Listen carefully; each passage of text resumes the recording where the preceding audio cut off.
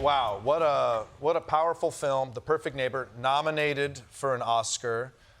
Most of the film is compiled of body cam footage from Correct. law enforcement. Correct.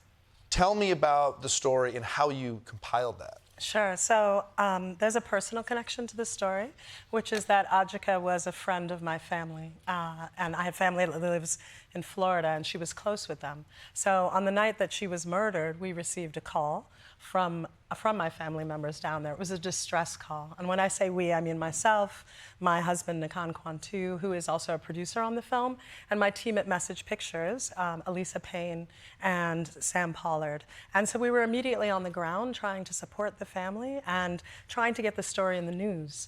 And then about 2 months later, we received the body camera footage.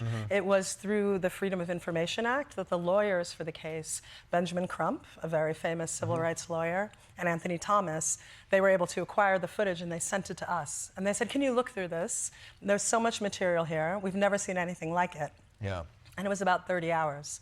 So I used to be an editor. I was the assistant editor on the project. I like to say I strung it out. Okay. And then when we saw that basically this material went back 2 years. Yeah. And we see the lead up to the crime and this beautiful multiracial community as they were before.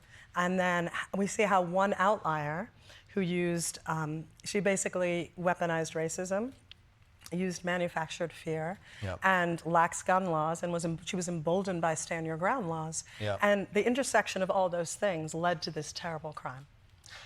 I was so surprised to learn that only 8 states in the United States require law enforcement to use body cam. And without it, could you even tell this story? Would you even have access to it? So honestly, this story, I think it was such a unique a way of telling the story, Yeah. and we decided to do it through the body camera footage. We had 2 purposes. We wanted to get the story out to warn the world Yeah. of the dangers of these laws and the things that can happen, the tragedies that can occur accordingly. But we also had this pipe dream that maybe we could help the family. Right. That if it was a little independent film, and we thought maybe if we sold it, that we could then support the family with the proceeds. Right. Luckily, that came true. We went to the Sundance Film Festival, and Netflix bought the film. We were able to give the money to the family. But the body camera footage, thank you. But the body camera footage we felt was so critical. Yeah. Because, again, it was somewhat undeniable. There was no camera crew on the ground directing anything. There was no journalists on the ground. And it's just sort of the unvarnished interactions between the police and the community. And because Susan called the police so many times, Yeah. Susan Lawrence, the perpetrator, we have this evidence of what unfolded. And there was no way I could have recreated that Yeah. as a filmmaker. Parts of the film feel like a horror film. Yes. And as a viewer, the one scene that my wife and I look at her, she looks at me, and we both are weeping, is when the children learn through law enforcement that their mother's been killed.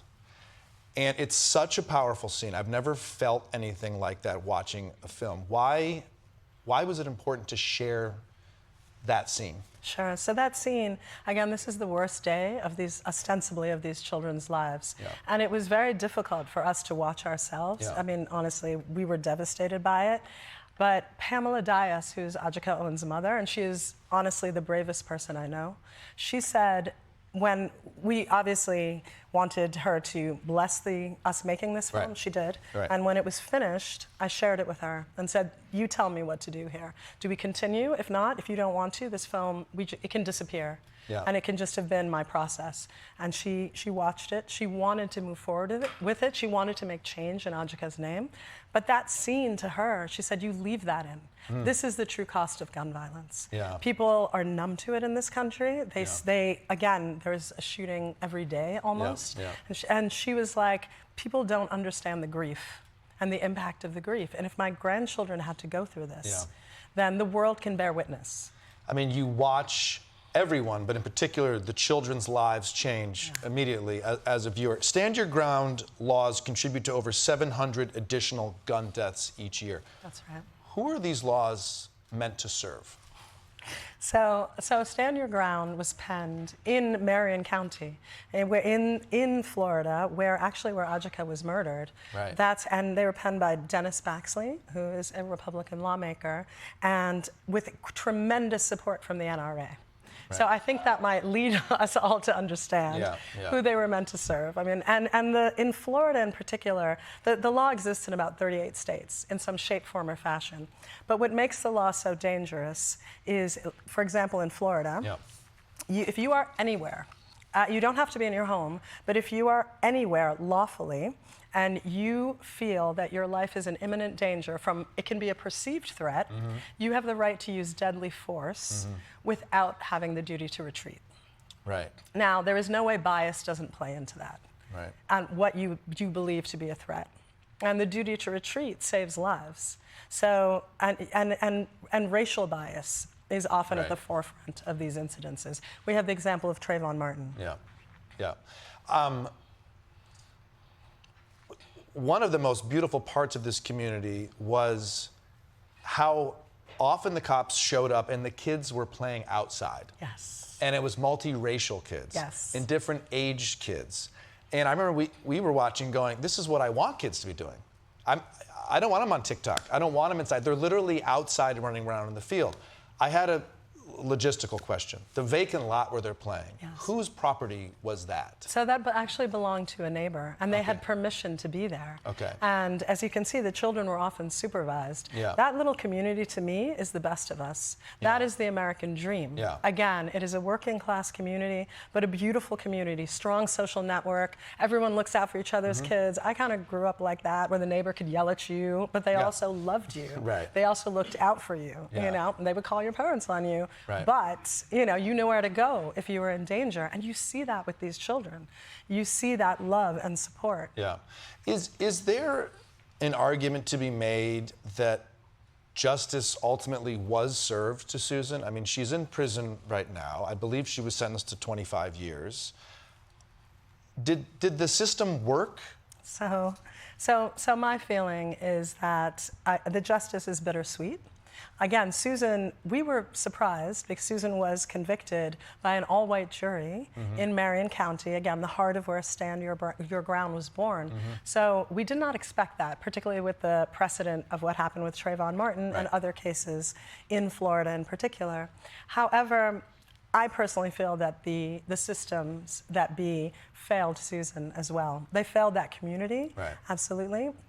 But they also failed Susan. She should have never had access to a gun. I mean, they came so many times, and even just watching the body cam footage, you're saying this person should move or be given professional help, certainly should not have access to a firearm. Yeah, she should have been flagged. Yeah. And I think, again, the police were well-intentioned and they were polite. Yeah. But I think sometimes and my producer says this, Nakan Kwan too, sometimes our expectations of the police are so low that we mistake their kindness or politeness for competence. And I think what happened in this case is, although they were called multiple times and Susan showed erratic behavior, and she was using hate speech against children. She was doing things that, again, should have been a red flag. She was treated as a nuisance. She was able to weaponize her privilege.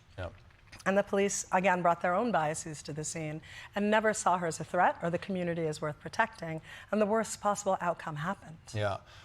Do we know what happened to this community of kids after the incident? Yes. So the community, we shared the film with them as well prior to it airing on Netflix. It was really important to us.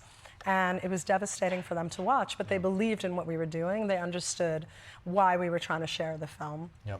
And they also didn't, their hope is this doesn't happen to another community. They were so close. They were really like an extended family. And it was so devastating for them what happened. There is only one family left on that block. Wow. The rest of them have moved. So I mean, it's really powerful and painful to watch, but I'm hoping it gets all of us to talk and think about trauma. That's right. I mean, this whole community went through trauma, the kids in particular, but it's just such a powerful film. I want to talk to you about your other film that's also nominated for an Oscar. I mean, my God. Thank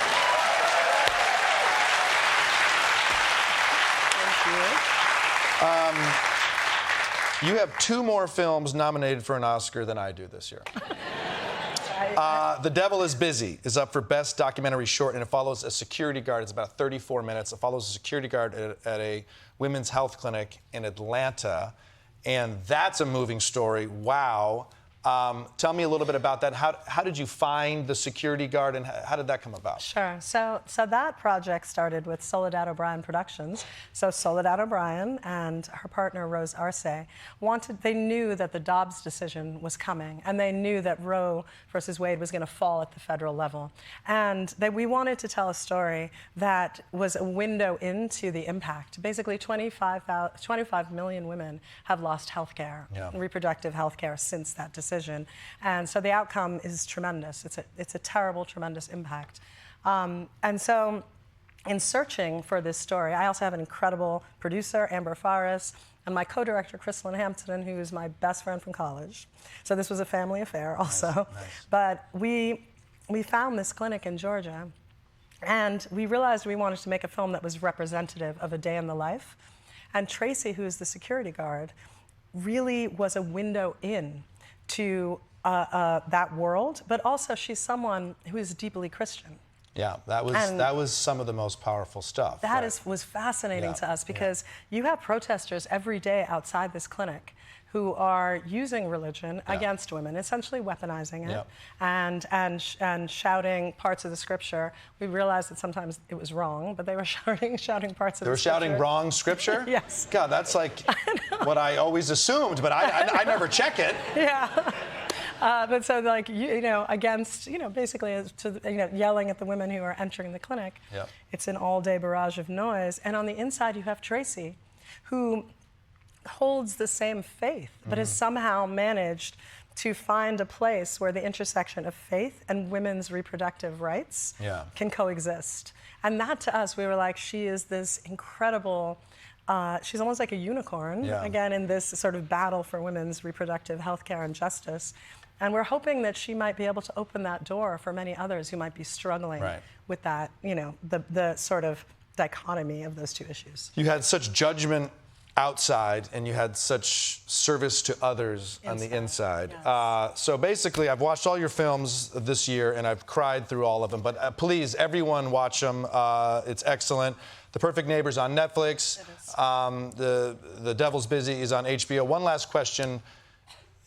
You're up for all these awards. I'm curious, creatively, what your motivation is for these films. It's not to win awards. No, honestly, the awards are a huge honor. Of course. Because these are my peers. Right. And you never know how your peers really feel about you. I'm just going to say that. You're like, oh, like then when they vote for you. Everybody in this building loves me.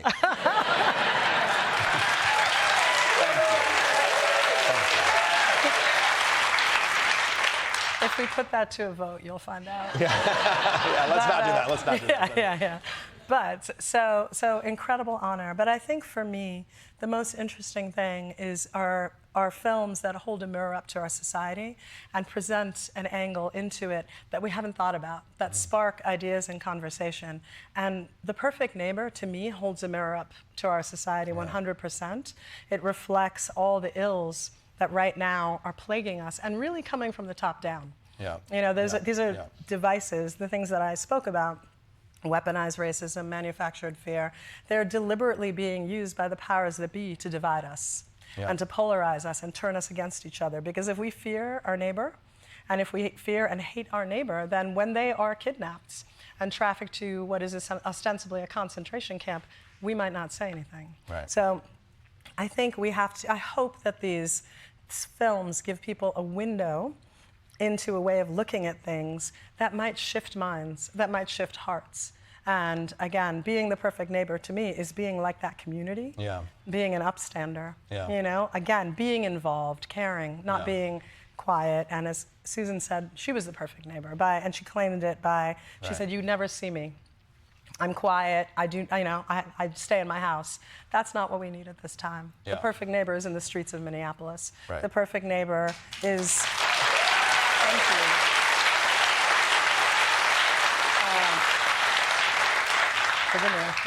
But the perfect neighbor is, again, everyone who is speaking out in this time. Thank you for your films. They are doing that. Please watch. The Perfect Neighbor is available to watch on Netflix, and The Devil is Busy is available to watch on HBO Max. Geeta Gandbhir.